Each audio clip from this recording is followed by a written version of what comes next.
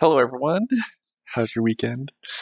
Uh, I'm not in my studio. If anyone's watching this, you'll notice that I'm wearing coat and toque. I don't know what it is about other people's immigrant parents, but my dad keeps his house at 17 degrees. Anyways, so last weekend, our family made the best of yet another teacher strike day with an overnight trip at a friend's cottage. Vacation properties actually seem like a really good investment these days. This friend of ours, Monica, has a few vacation properties as rental properties, and they do quite well for her. It's kind of like what you expect in terms of the rent are extremely seasonal. Summer being extremely popular, but if you choose your property correctly, apparently the snowmobiling market is very strong in the winter months, and these people will rent for like a whole month, for example, and as long as you're near snowmobiling trails. So fascinating investment strategy. Not something I've been into, as I still personally like to invest within an hour of home. But yeah, for anyone who's doing that already, good on you. And also, again, it's another opportunity that people can look for. And also, again, the cool thing about vacation property rentals is, from what I'm seeing and hearing, is you don't necessarily have to be on water. As many of you know, if you are on water, you have lakefront or property in cottage country, especially like Muskoka. Uh, that comes with a significant premium. But my friend's house is not on the water, yet she gets extremely good rents because people just really need a place to sleep at night and while they go enjoy the outdoors. Anyways, so this specific cottage that we're staying at is particularly interesting because it's a really wide lot. It's over an acre in size, and she's already inquiring with the city to have the lot severed and potentially building a rental property on it. Uh, this city is it's up in Muskoka.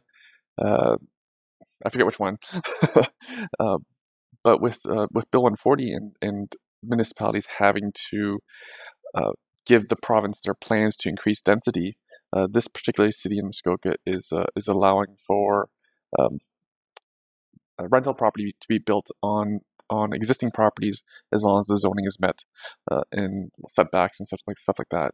So really exciting stuff, and I'll probably try to detail more as this project hopefully progresses. Yeah, really interesting stuff. I'm such a real estate geek. Apologies. My friend Monica and I, Monica is our good friend and host. We're both also really into stock hacking, so we jumped into a volatile market on the Friday, when before things started really falling apart. And then the Monday came, and the financial market pulled back a couple more percentage points. It's days like these that I really appreciate my real estate portfolio. It's now been a full week of the market, taking a bath, and again, really appreciate my real estate portfolio. I it can be a pain in the butt sometimes. For example, we had to order a dryer last week. It wasn't that bad, really, in hindsight. It was a few emails and a phone call, buying a new dryer and having it delivered by a Canadian appliance store. They make it pretty simple for me. They coordinate directly with the tenant. So really all not that bad, big a deal. And then my wife sends me a picture of my wife Cherry. She was driving by. There's a sales center for a new housing development. We thought it was sold out because there's been no activity there for close to a year. And then just this weekend, there was a significant lineup. Like the parking lot was full of people waiting outside in minus 10-degree weather. So apparently they released another phase. I'll dig into it more. But more the point is, the parking lot was full of people. There is demand for real estate. In case anyone doesn't know this, that there's significant demand for real estate. Um, so that is on a uh, very micro level, and on a slightly more macro level. My team of agents are experiencing multiple offers everywhere. For example, two listings of ours. We actually had one listing that wasn't even listed, so we had an off-market property, and we immediately had two offers. And the other property that we had that was listed, immediately four offers within 24 hours, and so both have, of course, sold. So, uh, so again, both investments, either stock hacking or real estate, they both have good and bad days. And as I learn more and figuring more ways to add to my income, I'm really enjoying the learning process. My account, my stock hacking account in particular, is not that big. It's deliberately controlled in terms of size. It's still under, it's only $85,000, and I am down currently paper losses of 15,000, which works out to somewhere around 20% or so. I'm not overly concerned because I think most of you know I have a significant holding in real estate, including the most recent purchase of the largest investment we ever made with our office. And plus, all of us veteran real estate investors know, like you investors who've been listening to this podcast and who've been investing, prior to 2008, uh, the real estate market has drops as well. We had drops in 2009 and 2017, and as long as the fundamentals were in place, you know, it made sense to continue to invest. Uh, I for anyone to just look at traffic on the roads, just think back to what traffic on the road used to be like 5 years ago, 10 years ago. Every time I drive by a GO train parking lot on a weekday, it's packed. The shopping malls, the parking lots are packed. My rents keep increasing. I have no vacancies. Prices at my properties, they all continue to increase. Uh, I actually got into a conversation with a really old friend about their family cottage, and this was not supposed to be a real estate conversation. We were trying to coordinate both our families being at their respective cottages at the same time. Us at our friends, and him at his family's cottage. Uh, but unfortunately, their family's lost access to their family cottage because his brother-in-law moved into it. He moved into the family cottage with his young family. Because can you blame him? He's young, and affordability is completely off the charts. Rents for one-bedroom condos in Toronto are over $2,100. I don't know how anyone's supposed to afford this sort of stuff, especially anyone who's like pretty young. Cherry and I have personally resigned ourselves to the fact that we'll likely have to cover the majority of the housing costs for our kids, somewhere in the tune of like 90%-ish. I see no other way with the path of in Canada in the greater GTA that we're on for where housing costs are going. Job income has kept up with inflation rates, but real estate prices have completely outpaced incomes and inflation. So my thought is, and Cherry, and Cherry too, is that as long as my kids' housing costs are mostly taken care of, they don't have to live mortgage poor. In my opinion, life is about living and collecting experiences, not about existing to pay bills. So continuing with the stock hacking update, for those who followed this podcast for a while, I've been stock hacking since about September. I didn't really have much funds or time to focus on it until after the conference in November. So I was averaging almost 1% a week. That is gross amount. It's not annualized, and that was cash. For many of you know, I prefer to use more conservative measurements. So that was cash that was earned. Um, However, now with coronavirus, has been much more awful than many people believed. It's significantly outpaced the infection rate and mortality number of fatalities than SARS. So it's really awful, especially myself being of Chinese background. I see it. I go to the grocery store, Chinese grocery stores and restaurants, and I see it. Like businesses are suffering. So whatever, my loss of 15 grand of paper losses is really insignificant to the suffering of people all over the world. So so to update you all, I like to be transparent with my investing. So I've given back all my earnings plus an additional 10%. And again, those are unrealized. I haven't sold anything yet in terms of as in realizing my losses. I'm actually adding cash to my account. When you're married to your accountant, I don't know I'm deliberately ignorant to where all our money is. So I actually have to ask her where the money is that I'm going to be transferring into my account. So I'll be transferring a couple $1,000s back into my account in order to take positions for the eventual bounce back in the market. So it's not like I'm giving up. I'm actually looking to increase my investment. And I take this back to the lessons I'm learning are I think back to um, the first correction that I invested through, which was in 2009, 2008, 2009 during the credit crisis. At the time, I didn't realize how significant an issue it was. What a um, you know, I'd never lived through a time where banks in the U.S. were closing their doors. It was very scary, and statistically, it was uh, the greatest recession since the Depression.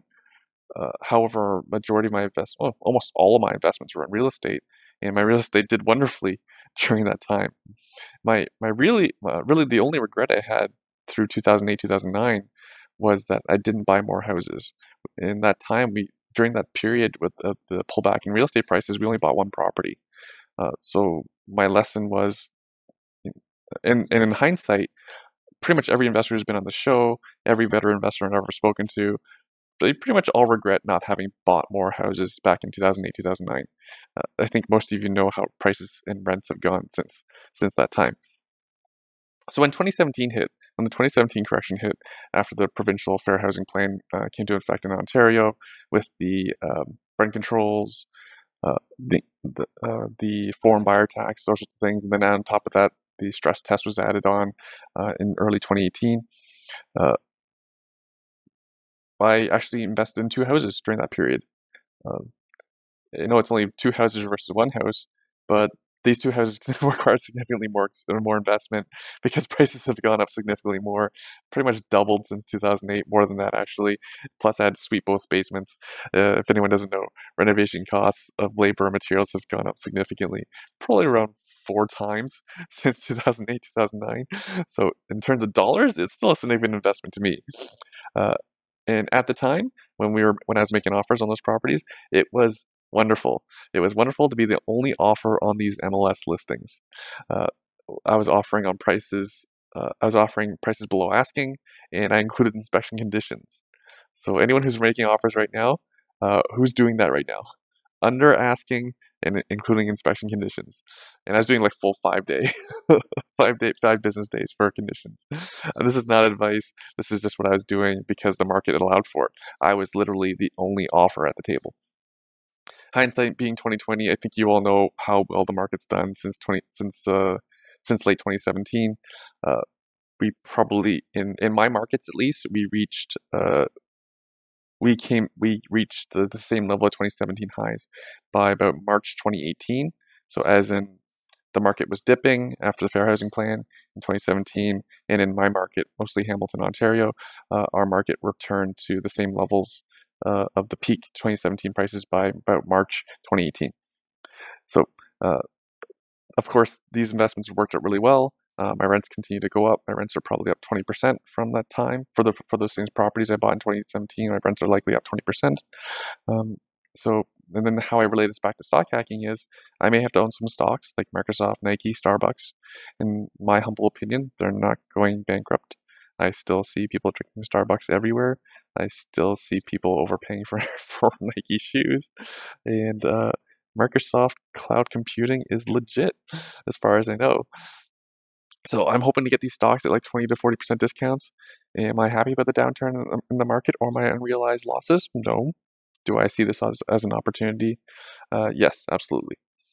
Here's a quote that runs through my head through these tough times of related to the stock market, not the real estate market.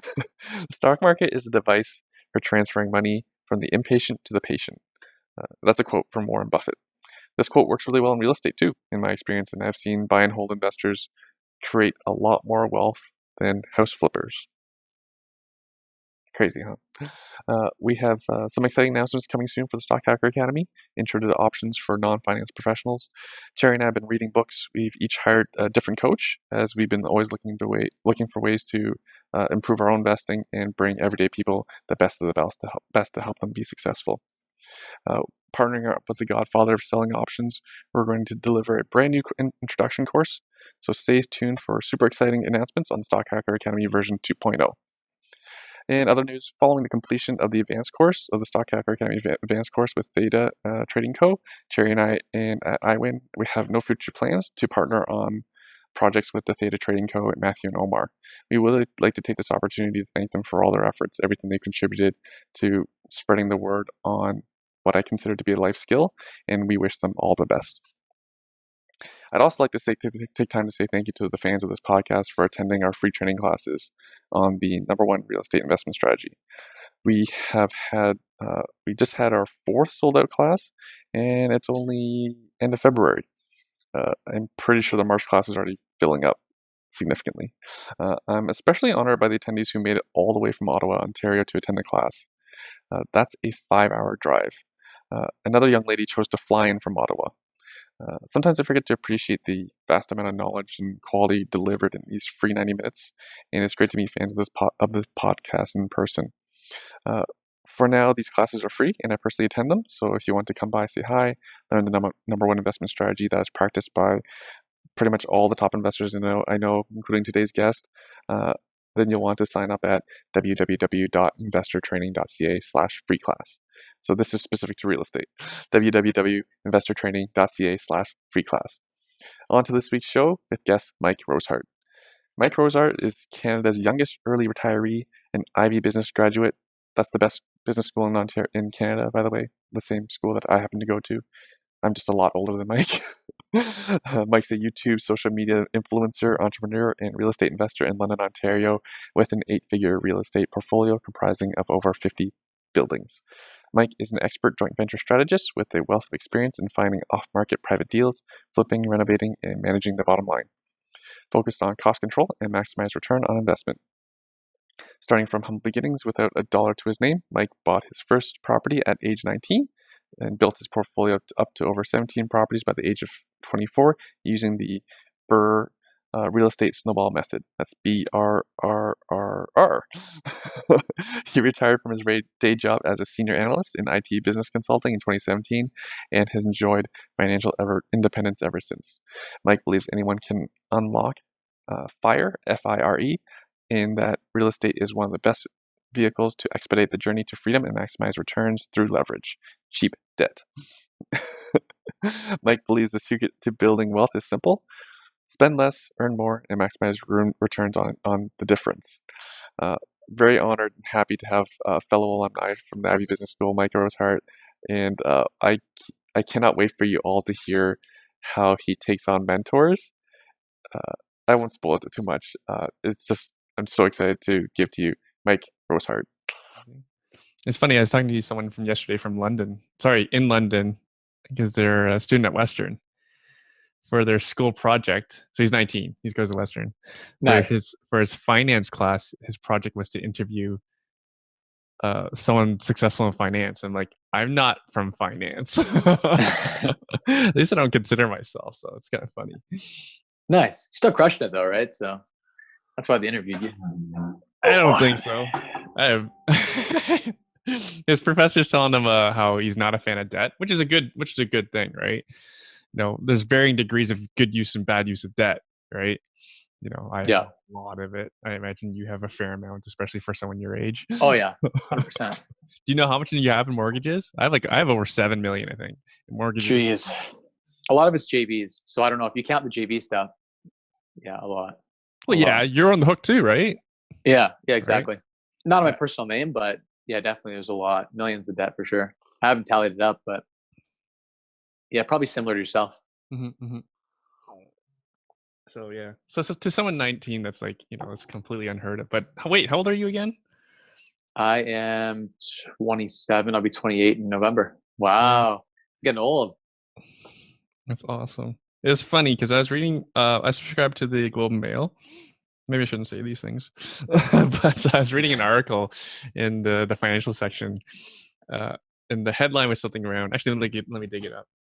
The headline was something around like the most hated, the biggest lie in financial planning or something. Yeah, it's actually worth sharing. I wanted to send it to you because I want to talk to you about it. Let me find it.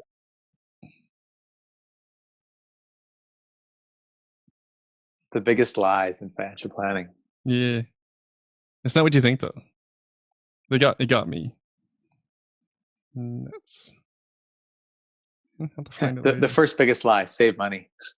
Forget saving money. Here in Canada, 3% will do just fine. Yeah, I'll find it and I'll post in the show notes and I'll send it to you because I thought because you came to mind because it's talking about like the lies about those who retire before 30 and those who retire before 40, right? It was talking about you live like nowhere, so you have like no housing costs, or you just live a very extremely frugal life. And like, there's nothing wrong with that. How is that a lie? It's Because like, what?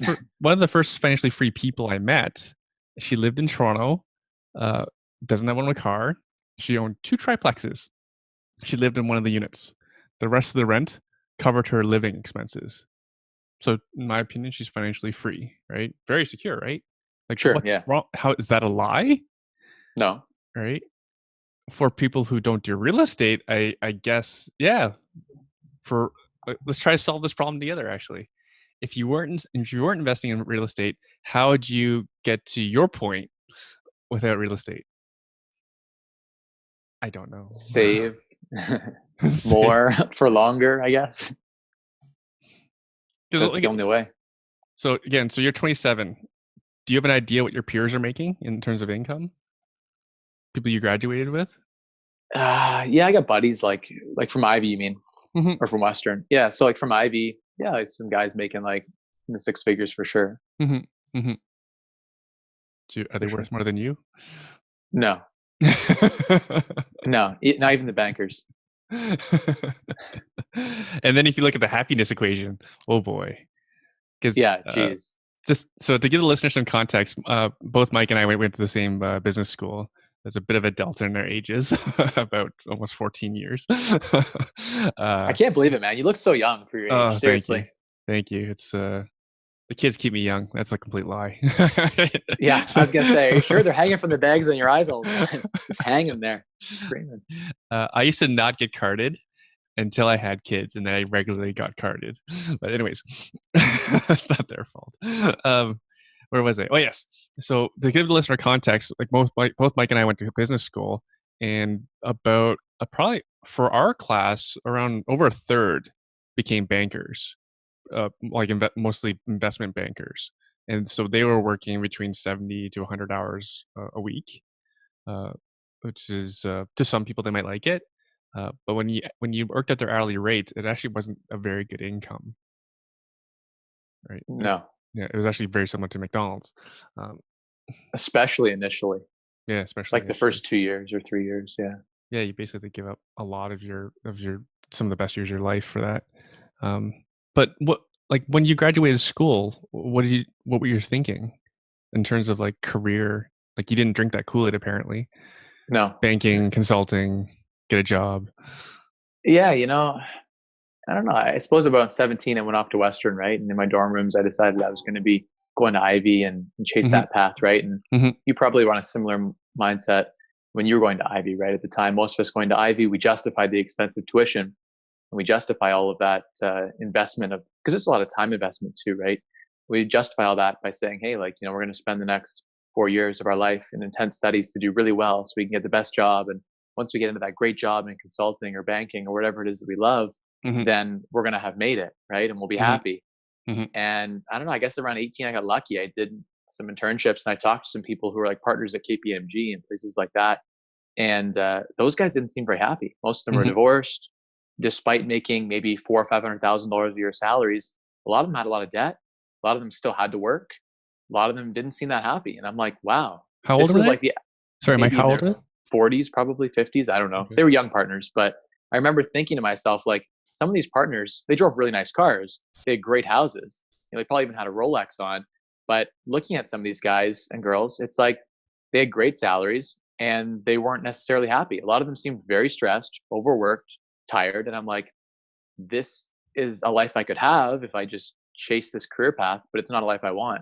And so for me, that's sort of when I found F.I.R.E. I was just on the internet Googling, like, are there people that have retired in their 20s or 30s? And I found this guy who had done it at 31. And I was like, oh, it was Jacob Lundfisker. And he did it extremely frugally, more frugally than even I would ever dare to go. And I'm like, well, that's a version right there. And this was before the guys like Mr. My Mustache came out. They kind of came out later. But yeah, I remember finding that and thinking to myself, like, there's another way, there's another option. And it wasn't necessarily real estate focused in the beginning. I bought a house only because I thought, hey, let's get my living costs down. There's this idea that I could just rent out rooms while I'm going to school and I could live for almost for free. So I was like, hey, I got a job as a teller, working part-time while I was going to school. And I was talking to people there, and I met this one person who had bought a house at like 19 or maybe even 18. They just turned 19. And he was working at like Tim Hortons, and he bought a small little $50,000 house, but he gave me the idea you could buy a house young. And he's like, no, this is what you have to do to get a house. He's like, you just got to qualify for a mortgage. And he's like, you can do it. If you work while you're in school, you can show your income. He's like, there's ways to save up a small down payment or use your student line of credit and stuff. And I'm like, well, that's cool. So I did that at 19 and bought my first house. That was my experience with real estate. That was where I planned to stop. I was like, oh, I got a property.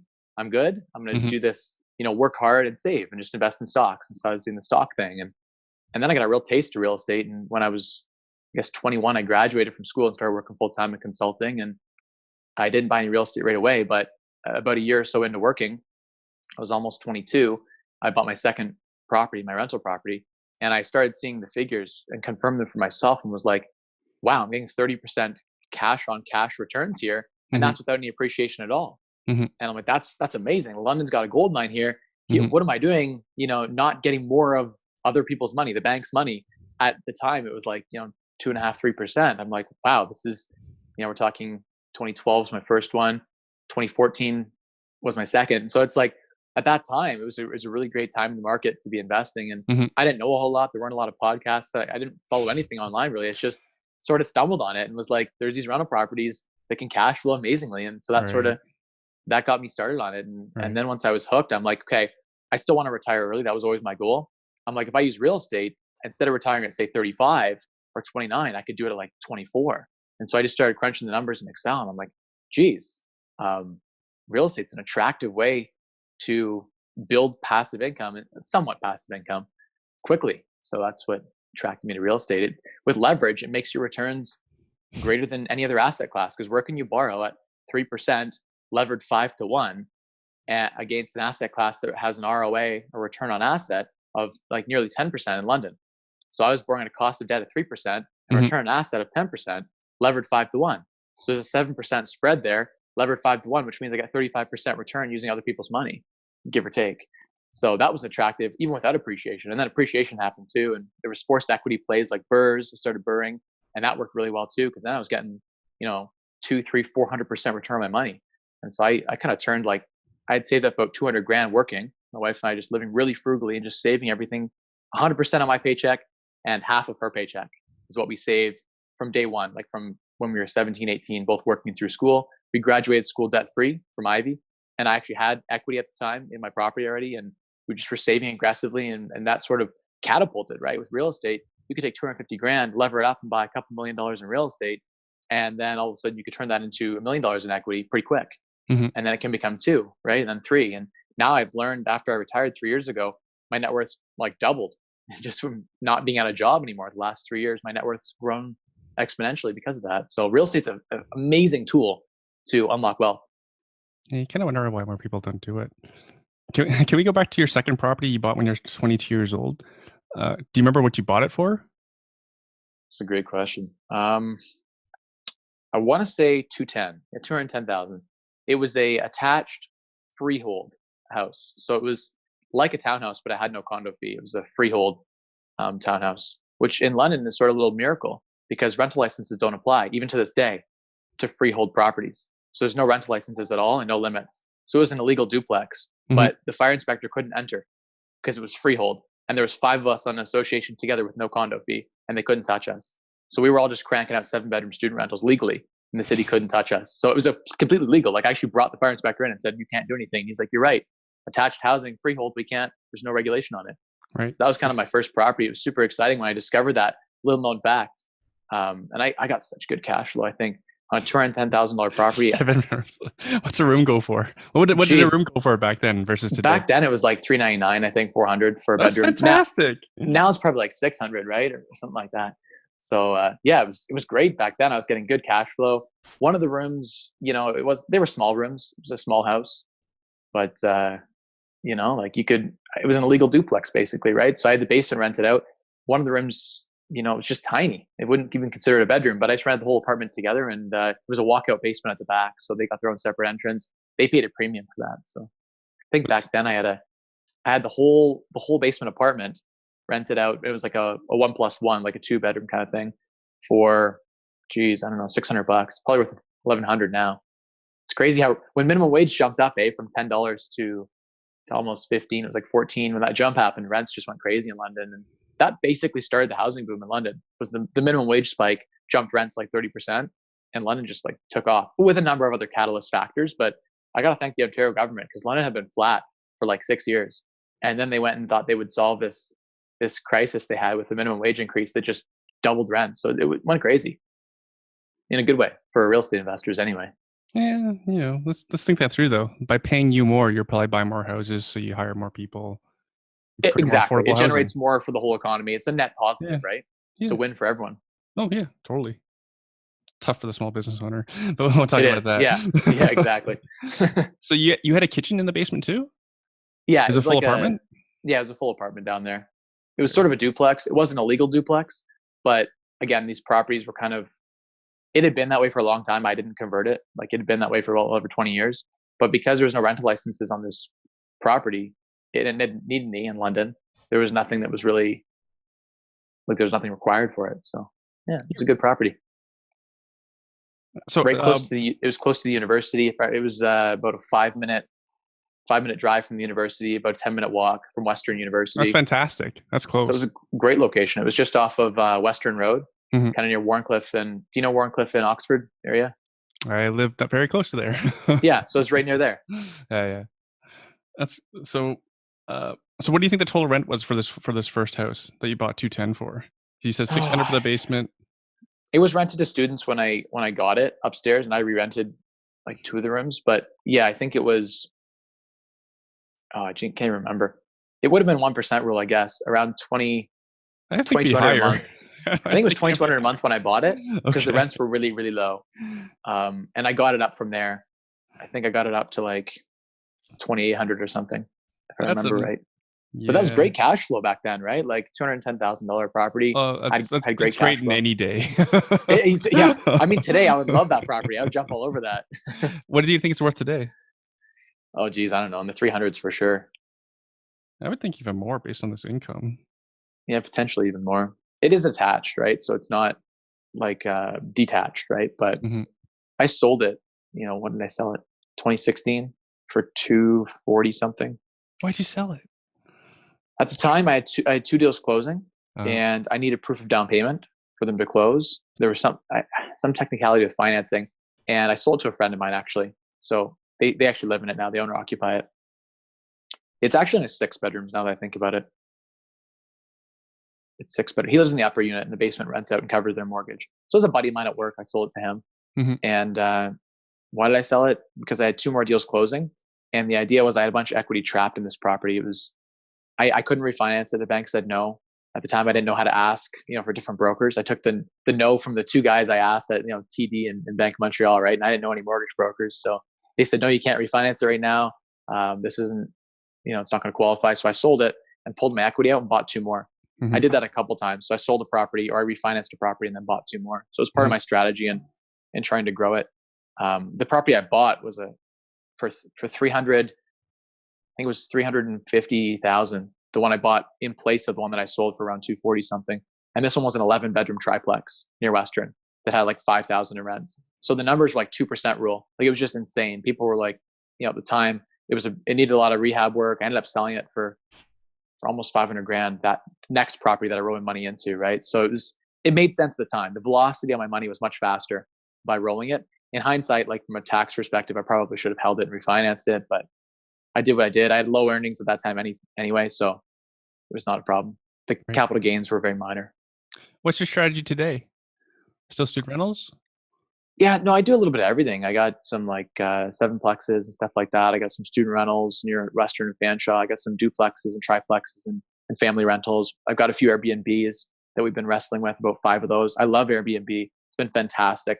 In this market where cap rates are not as strong as they used to be, when we see like cap rates dropping from, I used to be able to find like 10 and 11 cap rates all the time. Now it's really hard to find more than like 9 today. And like even a 7 is considered technically good. But yeah, I switched to Airbnb and now I get double. Like I get double market rents in a lot of cases if you buy the right property in the right area. So big fan of Airbnb, no tenant backlash.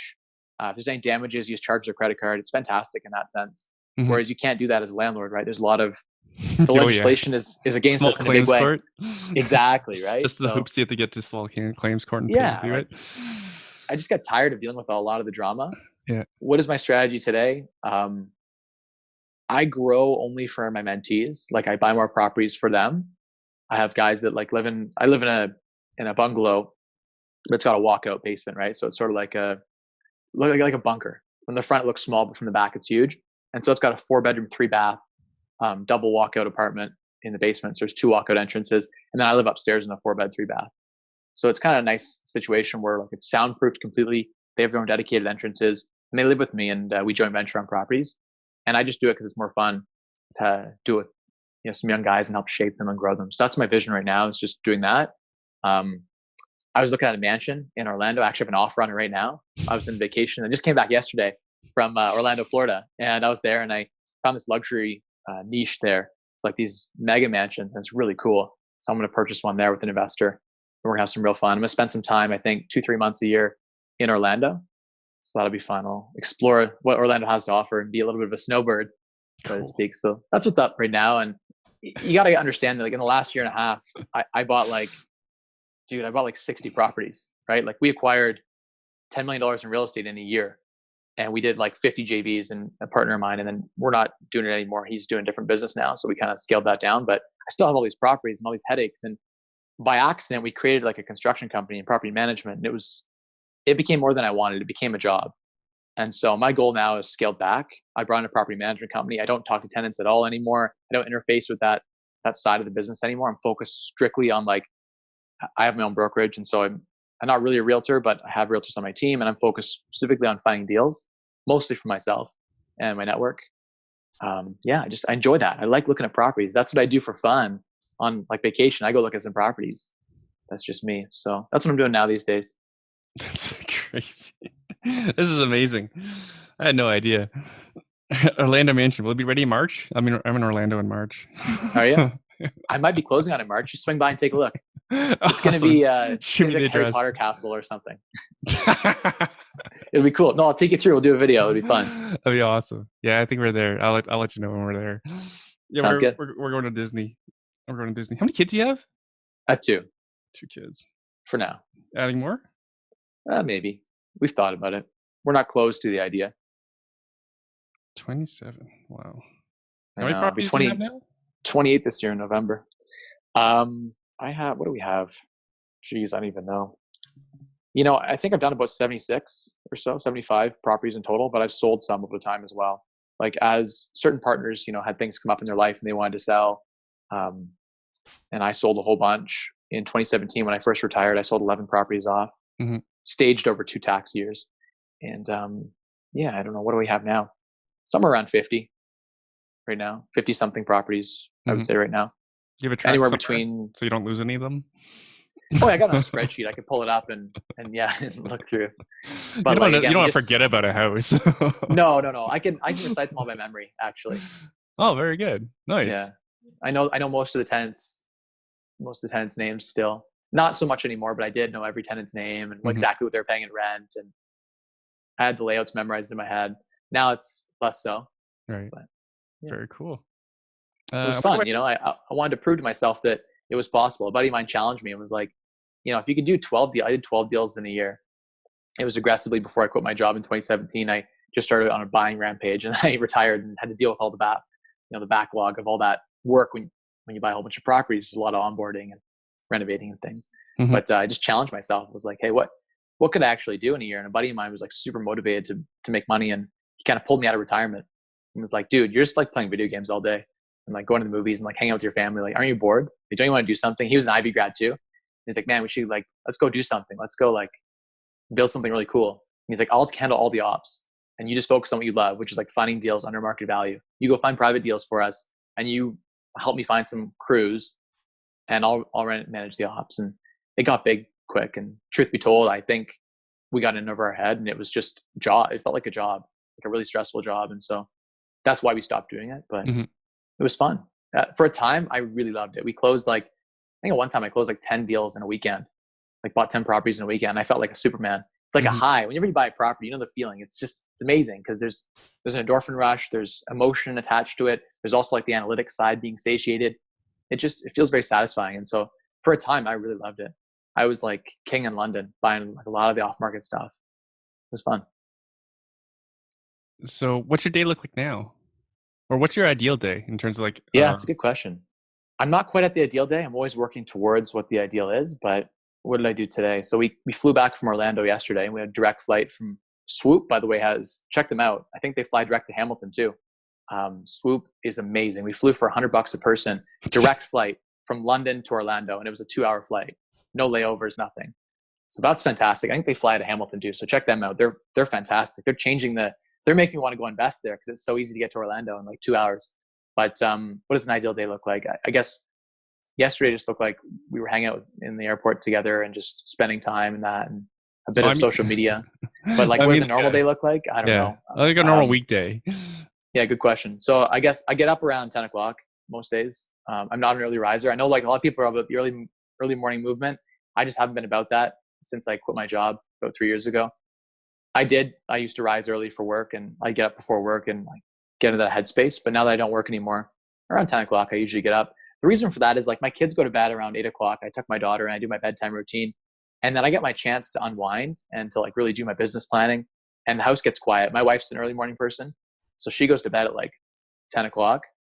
And so from 10 till like 2, I get my most productive, brain waves and stuff like that. So I just feel really good at that time. And I'm in a pattern right now where I love being up at night. And what do I do in a normal day? I wake up. The first thing I do is I go get some breakfast, or I hang out, around the house. Usually my family's home, so I chill with the kids for a bit. Then I'll go on my phone. I'll usually have like a few texts from all the partners or whatever I'm up to. I put my phone on like silent. So anything that happens before 10, sometimes in the business world, people start calling you at 8:30. So I'll check my voicemail, see what's up in the world. Usually there's a couple things I got to attend to, an hour or two of like, general ops stuff, high level stuff. And then usually I'll go look at some properties. So I'll queue up a couple properties, even just like MLS stuff, whatever, and just go check it out with the boys. So I'll pick up one of the mentees. Usually they'll drive me around, or I'll drive them around, and we go around to the properties, have a look at them. And then usually if I'm out and about near some of the projects we're renovating right now, I'll stop in those ones. I have, the way I structure my JV partnerships, I'm like the money partner now. I used to be the active partner on like those first, say 50 partnerships. But now that I have enough wealth that I can kind of qualify for stuff and I can be the money partner, I'm more of the expertise money partner. So I'll do like floor plans. I'll help them, optimize a space. I'll sometimes find the deal. I'll optimize it, and then I'll hand it off. And so my active partner's there on the ground, running construction, running the management, all that kind of stuff. And we decide together where we want to bring on, a property manager, or if they want to manage it themselves, they can. But I usually check into those projects, at least once a week or once every other week. So typically that means on a given day, I'm checking in on 1 or 2 projects. So I'll check in on those. And that's just fun. Like those are like an hour visit. We just stop, hang out, and then we go for lunch, and I have like a long lunch usually, just because like, why not? I'll either go out or I'll come back to the house and have lunch. And then, I guess usually like family stuff comes up. Like we'll just go skating, or something will happen that like most of my day will get consumed. You know how it is. Like if you're home with your kids, all of a sudden like the whole day is gone. So then it's dinner usually. And I guess by the evening, I don't know. Sometimes there'll be some crisis that'll come up, or something will happen in the business I might have to attend to. But other than that, it's usually just family time or that kind of stuff. And then at night, I do my business planning. I do my social media. So I'm big on Instagram. I love to post like 6-8 times a day. So I'll do a lot of my posting at night or when I'm out.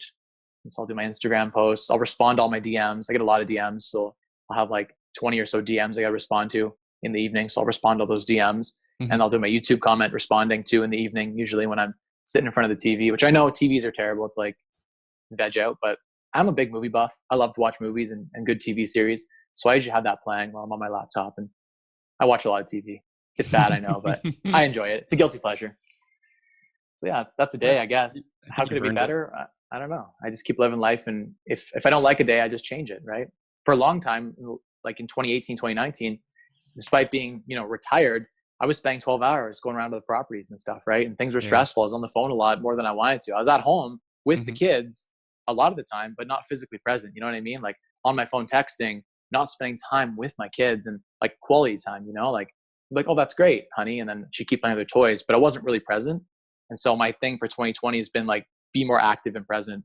I'm often like up in my own headspace, trying to like plan the next business venture, or talking to someone on my phone, texting, and that takes me away from quality time. So quality time is a big goal for 2020. Something I've done recently is when it's quality time, I actually give my wife my phone.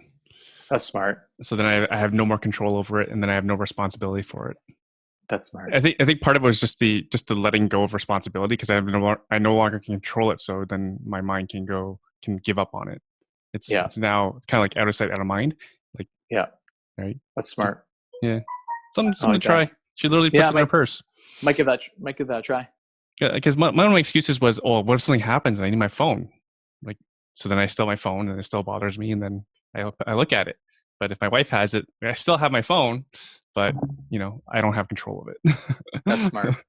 As real estate investors, we need to do that, right? As entrepreneurs, we need to do that. It's bad. Like if you don't disconnect at some point, like you're always on 24/7. You're thinking about your business, or you're thinking about things in that space, right? And it wears on you. That's smart. I like that. Put the phone away.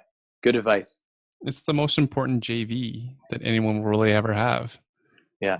Your wife and your kids. Yeah. Yeah. Like you said, those people were unhappy, and they're all different. All the people from your first internship, people are usually pretty unhappy going through divorces. So, to give up control of your phone is not that big a deal. Exactly. In the grand scheme of things. Yeah. I actually like it, because then again, I give up. I have a completely good, valid excuse to not be working. Right. Yep. No one can get me. No one can reach me. I'm going to try that. Yeah. Yeah. Simple as that. Like when it's quiet time, or when you're out with your wife, or you're out with the kids, I just give her my phone. Smart. Yeah. You mentioned Airbnb earlier. Is it a conscientious part of your strategy to acquire property that you can Airbnb, or have you been going back through your portfolio and converting to Airbnb, or a little bit both? A little both. Lately, I picked up one or two properties that were keenly designed to do well in Airbnb, but everything I buy, I always have a backup option. That's just been me. So most of my Airbnbs would do really well as student rentals as a backup, right? And so I'm like, oh, it's a 7-bedroom or something. It would do really well as a student rental, but it also crushes on Airbnb, because we can sort of, secondary dwelling unit conversions are a big thing I've been doing. I've done like a bunch of them on properties, and they're great. I love that when you can take a space like a bungalow, finish a basement, boom, now you have 2 units, and it adds a lot of additional rent value, right? So that increases resale value and so on and so forth. So yeah, I've been very deliberate with some secondary dwelling units that we did for Airbnb, but as a backup, they could still do well as rentals or student rentals. But yeah, I think Airbnb, until it gets regulated in London, and even after it gets regulated, I'm pretty sure the regulations will be, and I hope they do regulate it, because there are some people who are taking advantage of things. But yeah, it'd be great to see them regulate it in a way that made a lot of sense for landlords, that made it safe for people, but at the same time made it, accessible and blessed by the city. So I'm all for regulation of Airbnb, so long as it's reasonable. Like saying no Airbnb at all in London, that's unreasonable. But if they made a license program or something around it, I'd be for that. Right. Yeah, I don't know. I like Airbnb because, again, you don't have those damage issues. You don't have those same delinquency issues that you'd have with a tenant, where they damage a property and it's not even worth going to small claims court over $500 or $1,000. But with Airbnb, I just called them up and I get the credit card charge, so it's not a big deal. I'll often go after damages on an Airbnb, whereas I won't in a rental property. Like I've had so many times where tenants don't pay rent and they're just 1 month behind, they skip out and leave. And it's not even worth my headache to go after them for the 1 month's rent. So we just write it off and let it go. And that's a lot of that going on, where that doesn't happen on Airbnb. They pay before they check in, right? So I've never been shorted on Airbnb. Plus the rents are significantly higher for the services that you're providing. That said, there are some properties that just don't do as well on Airbnb. I have a student rental property that performs better than it would on Airbnb. I actually make more rent from the student rental per bedroom than I would on Airbnb. So Airbnb isn't always better. It just depends on the area. It depends on the property. You got to kind of look at the data and decide. What makes an Airbnb successful in London? Because I wouldn't have, because usually Airbnb works well in high traffic vacation type areas, or where there's a lot of traffic for conferences or entertainment district, those sorts of things. What's been working well in London for Airbnb? I thought so too. I thought Airbnb wouldn't do as well as it does. It does a lot better than I thought it would. A big driver depends on where your property is, but if you're downtown, we have Budweiser Gardens, which is a pretty big stadium. They have concerts and stuff like that bring people in. So that's a big one for the greater London area. A lot of people will book off the weekend if they've got something going on, or a hockey game, or whatever, like a big singer comes into town or something like that. That's been a driver, obviously, which is basic tourism. London does get some tourism. But I think the big thing was I see a lot of people booking these for, they have a relative come down to stay for a week. And they're like, oh, I just want somewhere for my parents to stay that's not in my guest bedroom because my wife can't stand it. And so they just rent like a house nearby them. And so there's been a big demand with that kind of stuff, just people coming into town to visit. We also are a big student town in London, right? I think there's like, there's got to be near 80,000 students in London. So when you think about that, how many are international students? I think Western has, between Western and Fanshawe, there's got to be 5,000 or 10,000 international students. And on exchanges, there's a lot of people that book for 4 months. I'll get a lot of the January to April 30th bookings, or someone in the September fall term will just, instead of trying to find a place, they'll just book it on Airbnb. And they don't care if it's $1,000 for a bedroom because it's just for 4 months. Like, oh, $4,000 for this semester, that's great. And they'll book it. And that's double market rent, but they're happy that it's furnished. They don't have to worry about anything. It's great service. It's safe. And a lot of these people don't know how to use Kijiji here, right? They're not from Canada. And so Airbnb is safe. It's trusted. Yeah, so that's safe a huge and trusted demand for them. Yeah. Yeah. And their parents come down and visit them for a couple weeks at Christmas. And so they fly in, they need a place to stay too. So then they'll message you, hey, do you have another place for my parents to for 3 weeks? And so there's a lot of that demand with the university and the college. We have the largest college in Canada, Fanshawe College. And as you know, like Western's pretty big too. I think it's got to be one of the biggest universities in Canada, I think. When I went to students. When I went to, I believe it was the third biggest in Canada, right? After U of T in York. Yeah. Definitely got to be third in Canada. Biggest or second or third biggest. So it's huge for the size of London. It's York is ginormous, man. Yeah, true, I remember when I went to school, York was like 80,000, right? Was it actually? Yeah. And like Western was like 30. So like big gap. Huge gap. We've definitely not closed that gap. There might be like 55 now. So it must still be third. Wow. Yeah. So your clientele is, your possible clientele is almost doubled since I went to school. How many years ago was that though? I graduated 2002. There you go. Right. Yeah, almost 20 years. That makes sense. Enrollment rates are up probably 5 or 10% a year, I would say. Right. Yeah. So you like student rentals? Because I'm sure there's plenty of people who are scared of it. So student rentals there was a time where I was very anti-student rentals because the turnover, so some of the cons of student rentals, as you probably know, are the turnover. You're going to get students for like either a year or 2 years, typically, maybe 3 years max. You're never going to get a tenant that's going to stay for 5 or 10 years, right? Very rarely. I have one group that stayed for 4 years and subletted their place to another group. But the advantage of that is that your rents are always market because the students will leave and you get a new group in at market rent. So you never fall behind market rents, which is great about student rentals. So that's the pro con. Another con is, with students, there's a bit more damage because they turn over more often, because they tend to be, their first time living on their own. They don't take care of things as well. There are some, costs, I think, associated with that. And so with student rentals, I do group leasing for the most part. So I don't rent by the bedroom anymore. It's too much work. So I'll say, hey, this is a 6-bedroom house or a 5-bedroom house or whatever. It's one price. It's $3,000 for this house. Market rent's probably like $1,900 to a family. But a group of students will rent that exact same house on one lease and pay the rent in the exact same way in one transfer for like $3,000, right? And so you get a significant margin. And my argument is that $1,100, that's difference in this example, which is probably actually pretty close to a real example, would negate any of the damages, would negate any of the headaches that are associated with having students. There are some headaches associated with it, but I'll put it this way. I've never had a landlord-tenant board eviction on a student property, ever. Never been landlord-tenant board, ever. So there are pros too, right? That's where there's a con of they turn over more often. There's a con of damage. There's a pro of they pay more rent and they don't give you any headaches that way. So there's, pros and cons, I guess, with the student rentals. I wouldn't have my whole portfolio. I don't want to rely on any one thing. I'm a very diversified investor. I like to try a lot of the strategies rather than niching down on one. So I'm not just niche down on student rentals. I have a lot of student rentals, and you might call me an expert on student rentals because we have 30 student rental properties. That would make us, I guess, experts, but it's not my, it's one of my mentees there. It's one of those things where, when you think about it, what is the safest way to invest in real estate? Well, it's to have as many properties as you can spread out in different segments or streams of income, right? And so for me, safety is in, if the university ever crashed down, I've got properties that will rent to families. And I don't think that's going to happen. I actually think the university is growing every year, but regardless, there's options there. And I always like to invest where I have options for, everything, right? So I think the university is older than Canada. I think it is 1800s or something like that. Yeah. Actually, while we see your mentee in the background, how does someone become your mentee? Did you advertise for this? Like what happened here? Not really. No, because it's a free program, right? I just put an Instagram post out. I talked about it on my YouTube channel. So I did a YouTube video on it, and I do a live stream every Wednesday. So around 7 p.m. every Wednesday, I go live for the Mike Rosehart Show. It's just an hour of me like answering live questions, and I just talk about what's up in my life, and people just basically ask me questions, and I give free advice, which has bitten me in the ass like twice.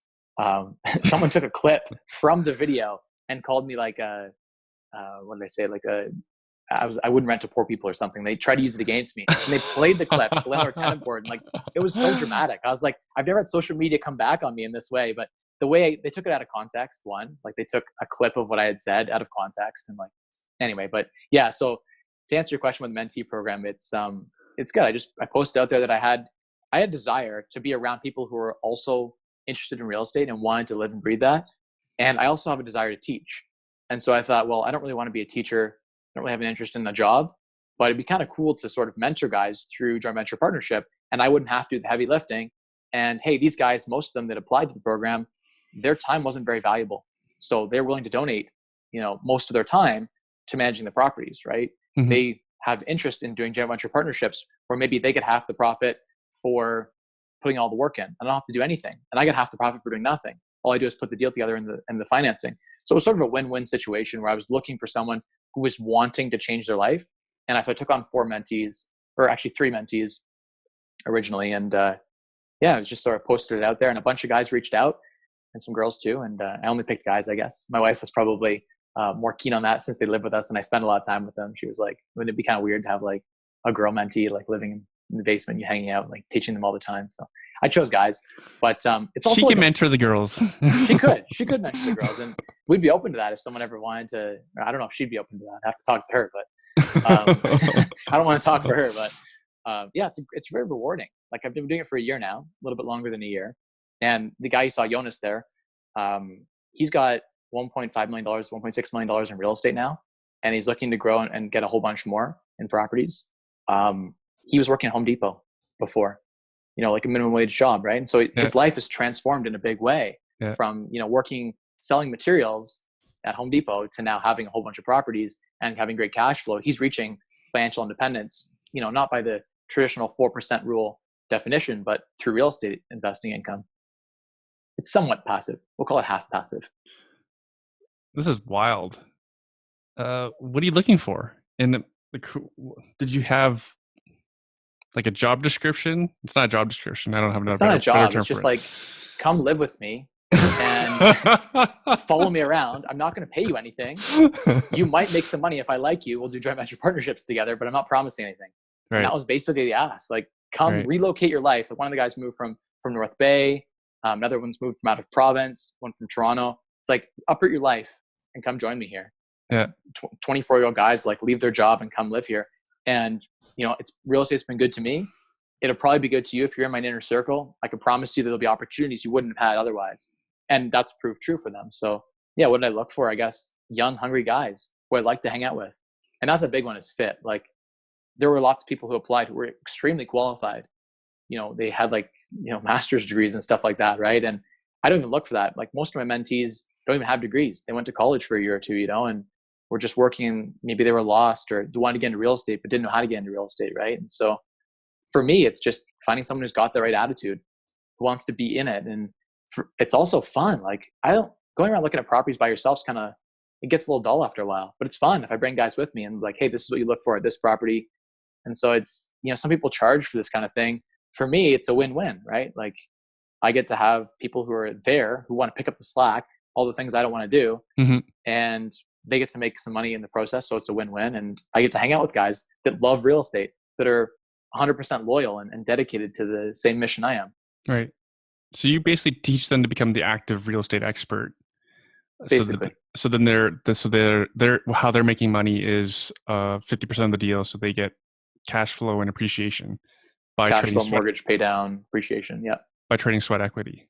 Exactly. Yeah. They put their time, which I guess in the beginning, their time isn't worth much, but after a year in the program, most of these guys know how to project manage.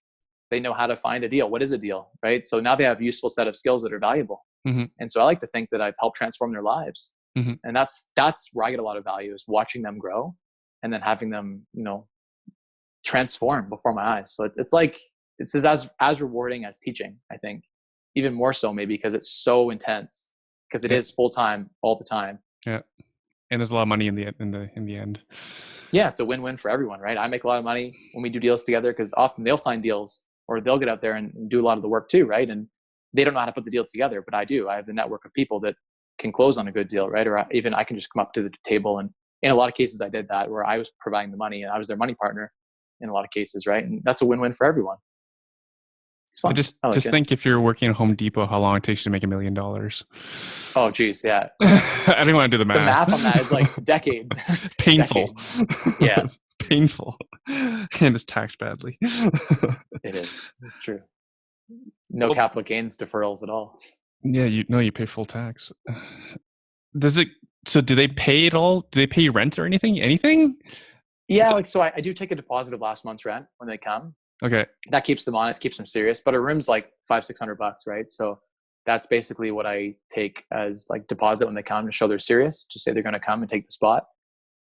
They do pay rent, but most of them worked for me managing my properties and stuff. And so I kind of offset, in almost all cases, I offset their rent in that way.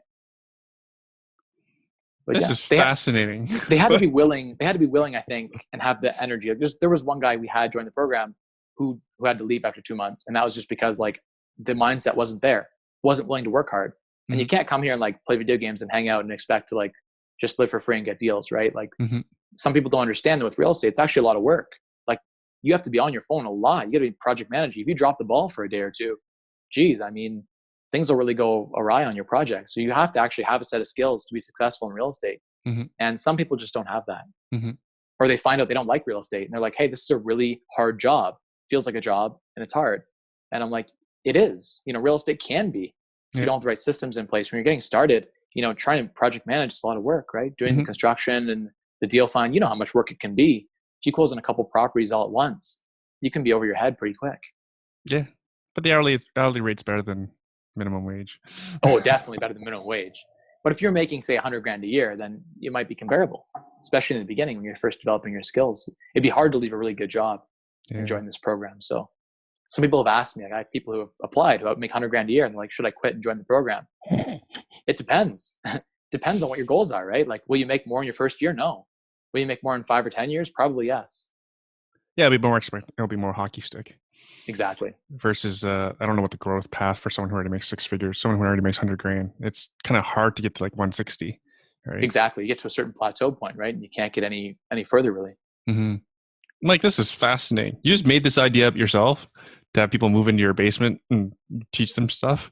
Yeah, and people started following suit. I started noticing some other Canadians who started their own mentorship programs and stuff like that. And I think I was the first. I did it, I guess, in 2018. I posted about it, and I got serious about it in November. And then the program didn't really start until about January, February 2019 was when it actually officially started. But yeah, I think I was kind of the first to do like a free mentorship program.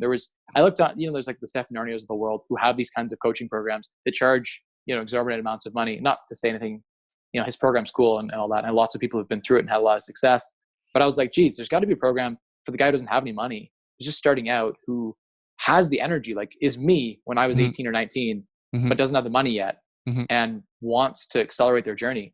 And there's got to be someone like that I can hang out with. Because like I have a boardroom in the basement. We have I basically have a movie theater and a boardroom set up, and we hang out. We play like board games and stuff. And like, it's a lifestyle thing for me. Like I like to go down once the kids and wife are asleep. I go down and hang out with them from 10 to 2. So like we literally like play video games. We look at properties. We have a big screen. We put the MLS up, we're like, for me, it's fun. Like that's my version of like what I would love to do. If they weren't in my house, I'd be bored from 10 to 2.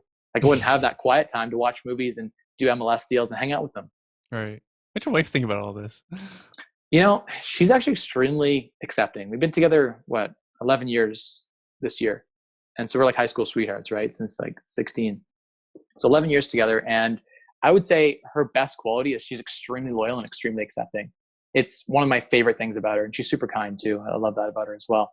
But just the acceptance that she has to allow me to push. Like there was times when I was working full time when my first daughter, when she was pregnant with her, and I had 2 or 3 rental properties on the go, and I ran out of money mid through renovation. I was using my salary to float the renovations at the time. And the renovation scope increased for a number of reasons. Back then I had maybe eight or nine properties.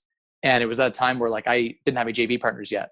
I did my first 15 or so deals without any partners at all. Just myself. I went to the bank, convinced them to give me A-lender financing again and again and again. I found out Scotiabank could do 10 mortgages at a time when like people were like, Mike, how did you just go borrow millions of dollars on a 55K salary? Like, and I was just good at crafting that narrative. My properties cash flowed so well that it was able to do that. Right. And so at the time we were darn near out of money, like darn near insolvent, didn't have the cash to make the payments to the trade. So I was there laying floor myself, painting, framing, boarding, doing everything while working a job 8 to 5. So I went on a business trip, came back. I remember it's like, hadn't slept, went to the property and worked 40 hours straight. I didn't leave the property for 40 hours straight. So I put in like 100-hour weeks for, a good period of time. Most pregnant wives would not have been so good that they came and brought food to the property and like, it's okay. I'm not going to push you. You do you. I know that we need this for our family. I was trying to make sure that she didn't have to go back to work after she came off maternity leave, which is what ended up happening. We were able to retire her. So I was like, I'm doing this for you, honey, but I need you to be 100% on board and 100% supportive. I can't be texting me saying, hey, come home. Hey, turn it off. No, like she needed to be on board with me working that hard to achieve the goals and get through that tough time. So what does my wife think of the mentee program? I guess the statement I just shared, kind of shows you how accepting she really is. She's awesome.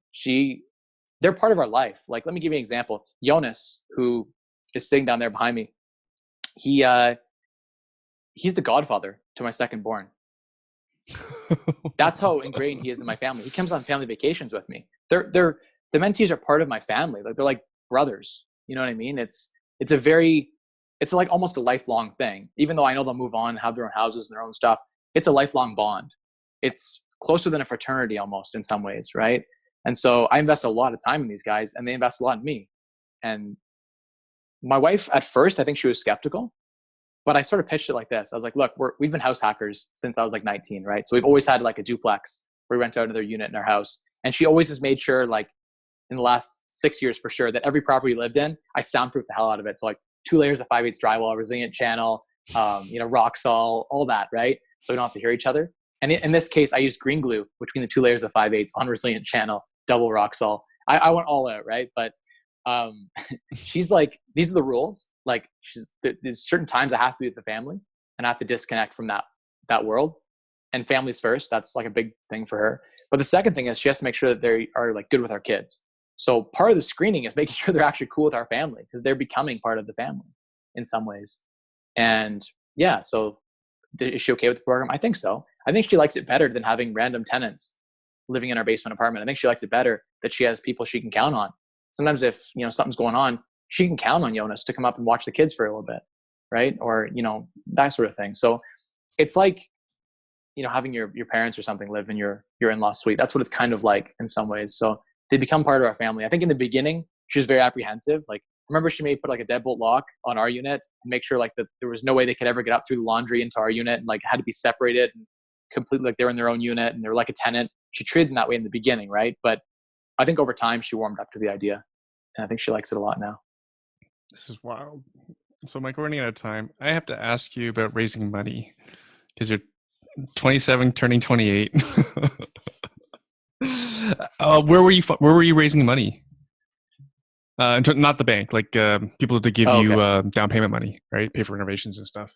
Yeah. So I self-funded until I got to about 15 deals, and then I had a friend from Ivy who reached out and saw what I was doing.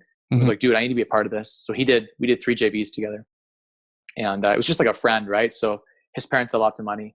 He got the mortgage. He put the down payment up. Actually, on the first 2, I went half with him on the down payment because I wasn't confident enough to ask for money. So I just was like, can you qualify for the mortgage? And I'll give you half the deal. Yeah. Back then I did terms. I didn't know how to negotiate a good JV. So I sort of learned how to do JVs through trial and error. I did some JVs where I took 25% of the profit for all the work, and I gave them 75%. I did some JVs that were like crude, where I made almost nothing for my time because I just wanted to build a record, right? I wanted people to know that I delivered for my investors and made them lots of money. And so I documented that, and then went to another investor and then asked for 50-50 JV partnership. You put up all the money, I'd start doing the work, right? So I learned how to JV in some cool ways. I made some contracts in 2018 that were the first of their kind. They're still really cool. We spent a lot of money with lawyers, but basically we did contracts that had no loss. So I had no downside risk ever. I had a contract that was active business income, and I got paid a management fee equal to 50% of the profit. So I was not a partner. My fee was a flat fee based on how well the property performed. And then I charge a management fee of 15% of all revenue of rents. And my rents were like, my fee was high. 15% is high, but people paid it because the net was still around the same as doing a JV partnership. And so I did some really cool stuff from a tax perspective. We tried some really cool stuff with JVs. I've done all the different types of JVs you can think of, from contract type JVs that were extremely tax efficient, where I was getting active. Like I made a lot of money at 14% tax rate. There was an active business. I had employees, and all of what we were doing, all this value we were creating was at a really low tax bracket. So I did some cool stuff with that. How did I find partners? I guess it's a good question. I guess social media and networking. Right. Just, one friend would tell another friend, hey, like I just made $100,000 with Mike on a property in London. You should talk to Mike. So a lot of that kind of stuff happened. LinkedIn was a great tool. I loved LinkedIn. Instagram's been fantastic. I found like 3 partners on Instagram just from posting all the time. People I think the thing with Instagram that's so nice, and I don't know if you're on, I think you're on Instagram, yeah? I had to delete it recently. Okay. Well, my account's still active. It's just off my phone. If you have JV partners, I think you should get Instagram, because if you're posting what you're up to on a daily basis, it's like being able to check on your investment anytime. So my investor partners could see where I was, see I was going to properties, see I was taking care of their stuff, right? So they didn't have to message me. They just go on my Instagram feed and see what I'm up to. And so that was really nice. I think that helped them build trust. I had one guy reach out and, he'd been watching my YouTube channel for a year and all my Instagram stuff. And he's like, you don't know me, but I know you, and I'm ready to JV. And I'm like, whoa, who are you? He's like, no, I know everything about you. I've watched all your videos. I know all your strategies. I've talked to people about you. I know everything. I'm like, wow, that's impressive. And so that was like a cool JV partnership where they came to me, right? And so social media helps, once you've built up a track record to raise capital, it can be done pretty easily. I didn't do any of the networking stuff, but I hear really great stuff about doing those big, like RAIN. I'm not a part of that, but I hear really good things about those types of programs too. I've done local meetups. I go to the odd local meetup, but I didn't do a whole lot through networking, mostly through social media. Fascinating. And then what were the type of people that are reaching out to do joint ventures? Were they in their 40s or in their 30s? Yeah, 20s? Like in their 40s and 50s, mostly like accredited type investors for the most part. I think I appeal to the analytic type because I'm so analytic myself. I appeal to the person who's extremely into the numbers. And so that type of JV partner always tended to find me. I wasn't selling like the F.I.R.E dream as much. I was more selling like that my returns were better than most people's. And people found me and were like, you are actually offering a really good product. So that was our selling feature. Was I didn't have to market very hard because the stuff I was bringing them was like 70 cents on the dollar properties, right? Off market. Most people are trying to bring MLS stuff to the table. So I just had a good product. And so that made selling it really easy. I'm not really a good salesman. I'm not a good marketer. I don't call myself a good marketer, but yeah. For the listeners' benefit, I don't even think I'm that good a marketer, but I think consistency is something that's lacking in a lot of marketing. Consistency is key. Yeah, I go live every Wednesday for my Wise Well show for like the Mike Rosehart show live for almost 2 years now. I've never missed it, even on holiday, on vacation, at the airport. I did one last week at the airport on my data. Without fail, every Wednesday I go live. The consistency, that's been one of my greatest success factors. What time is it on Wednesdays? 7 p.m. Eastern. Usually 7 to 8 p.m. in that window. Fantastic. And Mike, if someone wants to follow you, where can they find you? Instagram, Facebook, YouTube. On YouTube, it's just youtube.com/Mike Rosehart, Rosehart. On Instagram, it's at Mike Rosehart. So you just find me there. Just type in my name. I'm pretty active these days on Instagram. Not so much on Facebook anymore. I used to be big on Facebook, but I've just sort of detached. I can't handle that many social media platforms, so I had to pick one. Mike, this has been a blast. You're an amazing young individual. I can't believe how much you've accomplished. Thanks for having me on. I appreciate it. I'm surprised we hadn't had a chance to connect on this sooner.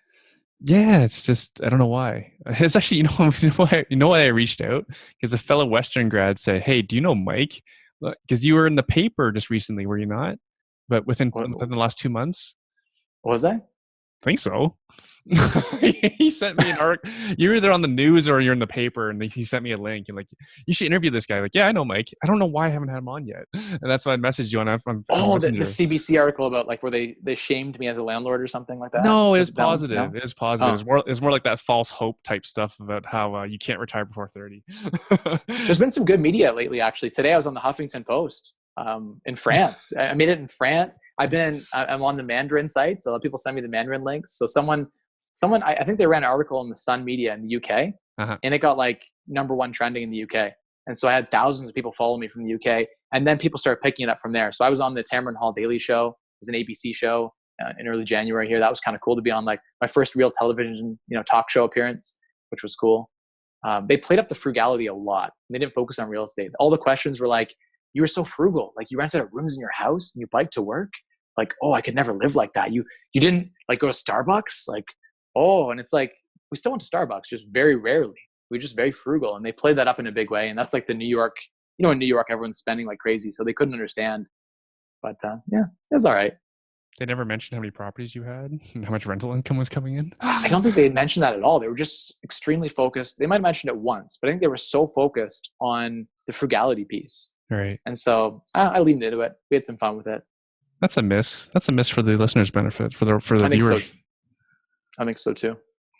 Because again, like, go back to like what I was talking. I'll send you the article from the Globe and Mail. I should have saved it. But you have to send it to me. How it's the false dream, but it's actually reality, and you're living proof. My house here I'm not even that frugal anymore. Like I was extremely frugal. This year I'm on a new mission. So for 2020, I'm beta testing, spending $100,000 personally in 1 year to see if it's better. So I used to live on 25 grand a year. This year I'm going to up my spending by 400% and see if life's better. So we bought a bigger house. This house is like massive. It's like 8 bed, 6 bath, bigger than I need. But just to prove the concept that like, I'm probably gonna get a Tesla too, just to prove the concept that like, you can spend more and you're not any more happy after a certain spending level. I think around $50,000, anything more doesn't make you any happier. But I'm going to beta test it this year. I'm going to spend 100 just to see. I'm going on the most lavish trips and stuff just to see if it actually, because I had some viewers who were like, Mike, you've never lived luxury. You don't know what it's like. I can't go down and be frugal. There's no way. I have to spend all of my income just to survive. And I'm like, I'm going to prove to you that I can do that and then pare down just to like prove to my audience that, hey, if you're making 100 grand a year and you're spending everything paycheck to paycheck, I've been there. I know what it's like to live that. I can show you what it's like to go down and really crank out some savings so you can invest and build wealth. So it's my mission for this year. One of my, I have 10 2020 goals. So some fun things to spend money on that you can only enjoy with money is, well, nice iPhones. That's one thing.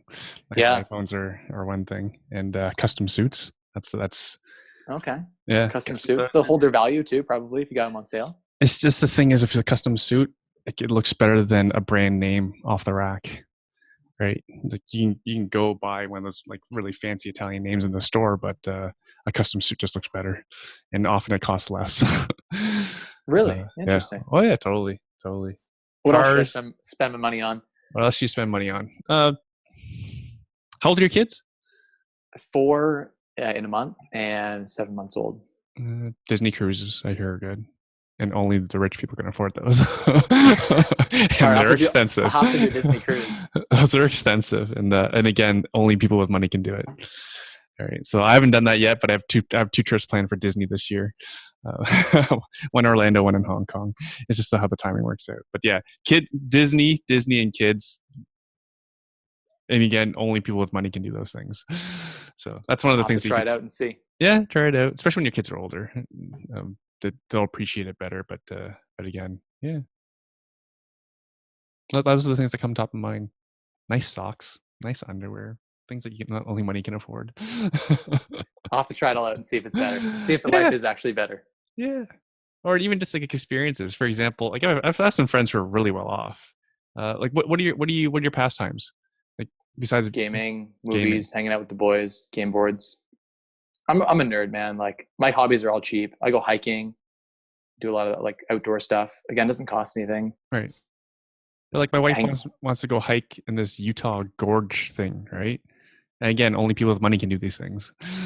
What does it cost to hike in the gorge? I don't even know. It's not bad, but you just got to fly to it. Right? Oh, okay. Right. And but if you went for a long time, if you went for like 3 months, then you could amortize that flight over a longer period of time. You're just living there for a few months. It wouldn't be that expensive. That's the way I would do it. And then it wouldn't be that expensive to do it. Right. Are you going to spend 3 months? Maybe I will. Cool. No, that's amazing. And then anonymous donations, incredibly fun thing to do. Again, only Okay. something that can be done by the rich people. I'll give you an Right. example. Someone I knew on Facebook posted how they're raising money for Easter seals because their son is disabled, and if they hit a certain fundraising number, the family gets to go skate with the Toronto Maple Leafs. Right? Nice. So I was like, okay, you need this much, anonymous donation, done.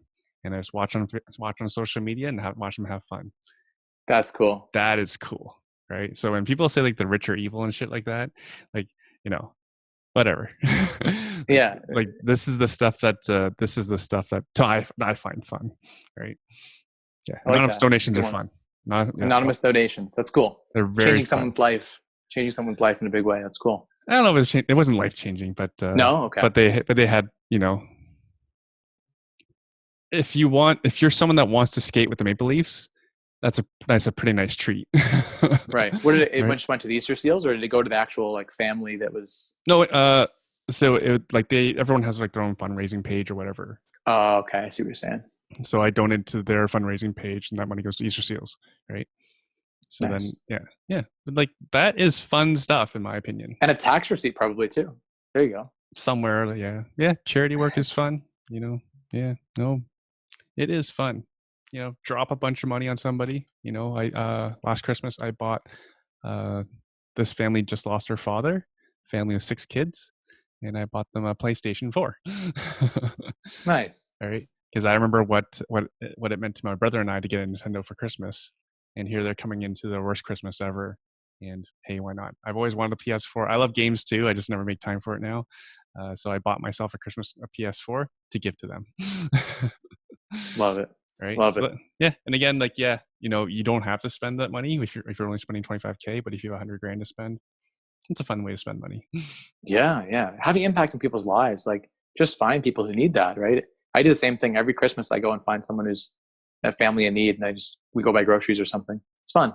It actually feels really good to do. Yeah. I've been meaning. I watched this video that went viral.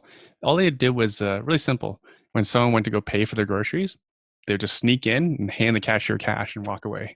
Right. Nice. So again, only these fun things to do will come with when you have money. So it's true. Money provides a lot of lubricant to do a lot of cool things. Yeah, exactly. Yeah. Like, you know, Disney trips. All right. I'll take you up on that. Awesome. Yeah. Keep me posted. I'll try to follow you. Damn, I don't have any social media anymore. I'll try to follow you on You're something. on a cleanse, eh? Social media cleanse? Just like you said, like I was spending too much time on my phone. And then when I started stock hacking, I was on my phone a lot for that too. So then something had to give. So social media made sense because I don't need to take in social media versus I enjoy the trading and it makes me money. So right. Easy enough. Easy enough. Yeah, easy enough sacrifice. Mike, thank you again so much for doing this.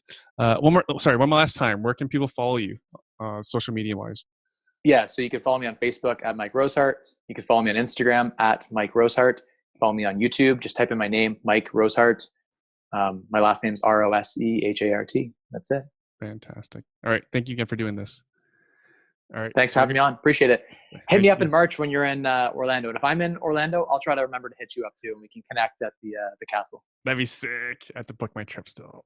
It's gonna be a lot of money. Go with Swoop, man. They're really affordable. Direct flights. I think we're already flying at Air Canada out of Pearson. Okay. On points, so yeah, that's cheap too. Oh, that's good then. Oh, here's another good one. Frivolous with money, not so. I feel like I'm going to sound like a pompous ass now, but I have an Amex Platinum. So I don't know how often you fly out of Pearson, but that gets you through the express security. Oh. Right? So when you were young kids, great. That's smart. Right? And so you're in the same line as like airline staff and Nexus people for security. And then TD and CIBC offer like $400 credred cards. They're $400 a year. They're credit cards, and if you fly Air Canada, that gets you right up to the front desk. Like you don't have to check in. You don't have to bring any paperwork. You just show up, check your baggage. Yeah, as long as you're flying Air Canada, and yeah, again, nice privilege. Only something to check out.